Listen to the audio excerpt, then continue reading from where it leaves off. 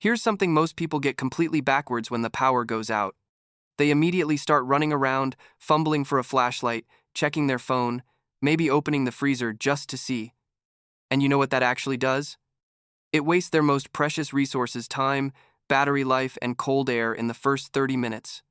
Today, I'm going to show you how to flip that entire concept on its head. What I'm about to share with you are the 8 rules that will let you seamlessly transition into a low-profile mode that keeps your family safe when the lights go out. This is the strategic plan that separates the prepared from the panicked. Let's get into it. The world you knew a minute ago is gone, at least for a while. The power grid, the system that runs our light, heat, water, and communication, just vanished. Now, let me be crystal clear about something. This isn't about living in fear. It's about being smart and strategic so you can handle the situation with control. The next 72 hours are critical, and what you do in this first hour defines everything. Most people will make critical mistakes. They'll panic. They'll expose themselves to dangers they don't see coming. But you won't. This is your blueprint. These are the non-negotiable rules for taking control when the power dies. By the end of this video, you'll have a plan that puts you ahead of 99% of the population. Rule number 1. The golden hour: assess, don't panic. Look, the first thing you need to do has nothing to do with gear. It's about managing what's going on in your head. Panic is your number one enemy. It clouds your judgment and leads to huge mistakes. So before you do anything, take a breath and think. First, figure out the scale of this thing. Is it just your house? Look out the window. Are the neighbors' houses dark, the streetlights? If it's a sea of black, you're in a widespread outage, and that changes the game. While you're looking, check the weather. A calm night suggests an equipment failure. A blizzard tells you this could last a while. That context is everything. Once you know it's a grid-down event, your next move is to walk through your house and physically unplug your expensive electronics, your TV, computers, all of it. When the power comes back, it can surge and fry that gear, turning it into useless plastic. Just leave one lamp plugged in somewhere central. When it turns on, you'll know the grid is back. This first hour is your window to get ahead. Gather your family. Give everyone a task, even the kids. It keeps them focused. Hand out headlamps now, not later. This is the time to be the calm center of the storm. Do a quick walkthrough and make sure every door and window is locked. You're now in a mode of conservation and protection. That is how you win the first hour. Rule number 2. Water is life. The bathtub imperative. Rule number 2 is about the one resource you can't live without: water. We forget that our water supply is completely dependent on electric pumps. When the power dies, the water pressure starts to drop. In a prolonged outage, the taps will run dry. That's a certainty. So, your first real move is to secure water while you still can. Go fill every bathtub in your house. A standard tub holds 40 to 60 gallons. That's your strategic reserve for sanitation, flushing toilets, and hygiene. While the tubs are filling, fill every pot, pan, and empty bottle you can find. Those empty soda bottles? Rinse and fill them. According to FEMA, clean soft drink bottles are great for storing water. The goal is to capture as much city water as you can before it's gone. Remember, you can last weeks without food, but only about 3 days without water. The CDC and FEMA recommend storing at least 1 gallon of water per person per day. Now, let's be smart about this water. Before you fill the tub, give it a quick cleaning. For truly safe drinking water, consider getting a water BOB or a similar liner that keeps the water separate from the tub surface. Water in clean pots and bottles is your immediate drinking supply. What if you miss the window? Your hot water heater is a hidden reserve, holding 30 to 60 gallons of drinkable water. You'll need to know how to shut off the supply and drain it from the spigot at the bottom. The ice in your freezer is another source. Even the water in the toilet tank, not the bowl, is technically clean, but that's a last resort and you must purify it. And that brings us to purification. To be safe, you should purify any water you haven't stored from a commercially sealed bottle. The easiest method is to bring it to a rolling boil for at least 1 minute. If you can't boil it, you can use a few drops of regular, unscented household bleach with 5 to 9% sodium hypochlorite, about 8 drops per gallon of clear water. Stir and let it stand for 30 minutes. Better yet, have purification tablets or a portable filter in your kit. Securing water isn't just a good idea, it's the first and most critical resource gathering task you have. Rule number 3. The food countdown, salvage, and strategize. With the lights out, your fridge and freezer are now ticking clocks. Rule 3 is about shifting your mindset from abundance to strategic conservation. Here are the numbers you need to know from the USDA. Your fridge will keep food safe for about 4 hours if it stays closed. A half-full freezer lasts about 24 hours, and a full one up to 48 hours, but only if you keep the door shut. This is the key distinction that most people miss entirely. Every time you open that door, you're letting the cold out and speeding up spoilage. Tape the doors shut as a reminder. To make a smart call, you need data. I keep appliance thermometers in my fridge and freezer. The fridge needs to stay at or below 40 degrees Fahrenheit, and the freezer at 0 degrees Fahrenheit. After 4 hours, if perishable food in the fridge, meat, milk, leftovers, has been above 40 degrees Fahrenheit for 2 hours or more, you have to throw it out. Don't taste it to check. When in doubt, throw it out. The last thing you need during a crisis is a case of food poisoning. Here's your strategy. Think in 3 tiers. Tier 1 is the fridge, Tier 2 is the freezer, and Tier 3 is your pantry. You eat in that order. Your first meal should be the most perishable stuff from the fridge. After that, you assess the freezer. Anything with ice crystals or that's 40 degrees Fahrenheit or colder can be cooked or refrozen. A full freezer is an asset.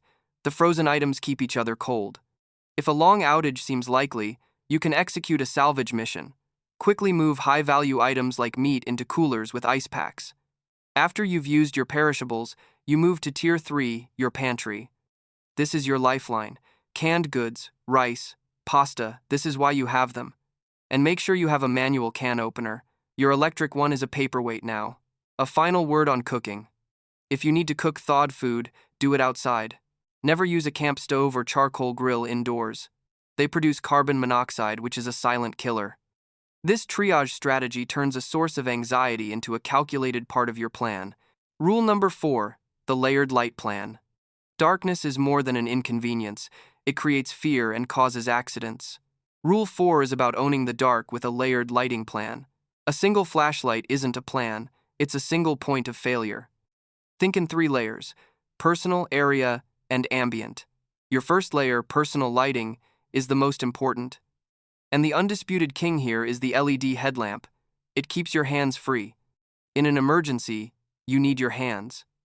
Every family member should have their own. It fosters independence. And stock up on the right batteries for them. The second layer is area lighting for a room. Battery-powered LED lanterns are the gold standard here. They can light up a whole room and run for a long time. Here's a trick I use. Strap a headlamp to a gallon jug of water with the light facing in. The water diffuses the beam and creates a soft, room-filling glow. The third layer is long-duration ambient light. This is the low-level light that provides security through the night. Glow sticks are great for this. They're safe for kids and last for hours. If you have solar garden lights, bring them inside after they've charged all day. A note on candles. Most safety guides will tell you to avoid them, and for good reason. They are a huge fire risk. If you have absolutely no other choice, use them with extreme caution in a sturdy holder away from anything flammable, and never leave them unattended. Oil lamps are a bit more stable, but they still have an open flame and pose a fire risk. Battery-powered lights are always your best and safest option. Your power plan is just as critical. Stockpile batteries. Better yet, invest in rechargeable batteries and a way to charge them off-grid, like a small solar panel or a portable power station. Don't just have a flashlight in a junk drawer. Have a system. That's how you turn a situation of fear into one of control. Rule number 5, the one-room method. When the grid is down, your HVAC system is dead. In winter, that means hypothermia is a real threat. In summer, it's heat stroke. Rule 5 is about creating a survivable microclimate using the one-room method. The principle is simple. It's much easier to heat or cool one small space than your whole house. Your mission is to pick one room and make it your sanctuary. Let's take a cold weather scenario. Choose a small interior room with few or no windows. Isolate it. Close the door and block the draft at the bottom with a towel. Cover the windows, your biggest source of heat loss, with heavy blankets or quilts, and tape them to the wall to create a seal. Now, bring your heat source into that room. And your primary heat source is you. Gather the family in that one room, and your combined body heat will raise the temperature. Break out every blanket and sleeping bag you own. Layering is key. Wear hats and socks. If you have a safe, indoor-rated heater, this is the room to use it in, but you must have a carbon monoxide detector and proper ventilation. An even safer bet is to set up a tent inside the room. It creates a smaller pocket of air that warms up fast from body heat. In a heat wave, the goal is reversed. Keep the heat out. During the day, keep the windows of your chosen room covered to block the sunday. Keep the door closed. At night, as soon as it's cooler outside, open windows on opposite sides of the house to create a cross breeze. Hanging a damp sheet in the window will cool the incoming air. In both scenarios, hydration is critical. By consolidating into a single, fortified room, you concentrate your resources and control your environment. Rule number 6, tune in, don't tune out. In the silence of a blackout, information is gold. Without your TV or internet, you're in an information vacuum, which gets filled by rumor and fear. Rule 6 is about cutting through that noise to get credible intel. Your number one tool for this isn't your phone, it's an emergency radio. Get one with multiple power sources, solar, hand crank, and battery. This ensures you can power it indefinitely. Many of these can also get NOAA weather radio broadcasts, your direct link to official updates from the National Weather Service. Now, your smartphone. Its battery is a finite resource. The first thing you do is switch it to low power mode, dim the screen, and turn off Wi-Fi and Bluetooth. Voice calls will likely fail on overloaded networks anyway. Text messages use far less data and are more likely to get through. Use your phone only for brief, essential check-ins. A single group text to family is better than a dozen phone calls. And have a physical notebook with important phone numbers. If your phone dies, your contact list is gone. After you've secured your home, you might carefully check on your immediate neighbors. They might have heard something you didn't. But be smart. Be wary of rumors. Stick to official information from your radio. Without information, you're blind. A radio and a smart approach to your phone give you the situational awareness you need to make good decisions. Rule number 7, the unseen threats. After the initial shock, a new threat emerges, the breakdown of sanitation. Most people don't want to think about this, so they don't plan for it. That's a huge mistake. A lack of sanitation leads to disease, which is the last thing you want to deal with when hospitals are overwhelmed. The first problem is human waste. A toilet that won't flush is a biohazard waiting to happen. You need an alternative on day 1. The simplest solution is the 2-bucket system. You need 2 5-gallon buckets, ideally with snap-on toilet seats. One is for liquids only, the other for solids only. This separation is crucial. Urine can be disposed of more easily in a designated spot away from water sources. Feces must be handled with care. After every use of the solids bucket, cover the waste with a carbon material like sawdust, peat moss, or cat litter. This controls the odor and starts decomposition. Keep it sealed and stored in a ventilated area. Be aware that some local regulations may have rules about waste disposal, so it's smart to know what they are. Hand hygiene is your main defense against getting sick. Set up a hand washing station next to your emergency toilet, a jug of water with a spigot, soap, and a catch bucket. Hand sanitizer is a backup, but it's not a replacement for soap and water. Everyone washes their hands, no exceptions. Garbage will also pile up, attracting pests and disease. Separate it into wet organic waste, combustibles, and non-combustibles. Seal the organic waste in thick bags and store it securely away from your living space. Don't ignore this. Sanitation isn't glamorous, but failing to plan for it is inviting disease into your home. A simple system, set up from the start, protects your family's health. Rule number 8, the greyman security through invisibility. As hours turn to days, desperation can rise, and the fear of crime becomes real. Rule number 8 is about security through invisibility. It's the greyman concept. Think about it from a bad guy's perspective. When people are desperate, they look for easy targets with obvious rewards. They aren't going to waste their time on a house that looks abandoned or already ransacked. The person who looks the most prepared is often the first target.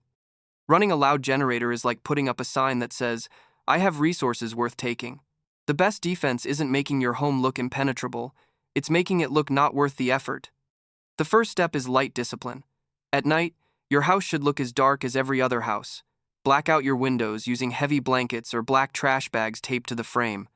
You want to operate inside without advertising your presence. Second is noise discipline. If you must run a generator, do it for short periods during the day, Avoid loud activities. Silence is camouflage. Third is operational security, or OPSEC. Don't broadcast your level of preparedness. You can check on a neighbor and offer a few bottles of water, but don't show them your entire stockpile. There's a massive difference between looking hard to break into and looking not worth breaking into. The first makes people try harder, the second makes them walk right past. Keep your doors and windows locked. You can brace them with security bars or even a simple wedge. Your primary goal is to avoid being a target in the first place. This doesn't mean becoming a hermit. A trusted community is your best tool in a long-term crisis. Know your neighbors times before time's a disaster. When it hits, you can work together. A group of watchful neighbors is a better deterrent than any fence. The greyman strategy is a mindset. Be smart, be prepared, and be utterly unremarkable. These rules are your blueprint for action. While others panic, you will have a plan. You will be methodical. Preparedness isn't about fear. It's about knowing that when the world goes dark, you have the ability to keep your family safe. We've covered 8 critical rules, but I've learned that the best knowledge comes from experience. If you have a critical tip we missed, or you learned something the hard way during a blackout, share it in the comments. Let's make this a resource for the whole community. Your experience could be what helps someone else. And if you found this guide valuable and want more strategies for an uncertain world, subscribe and hit the notification bell. We're here to give you the skills you need to face any challenge. Stay safe and stay prepared.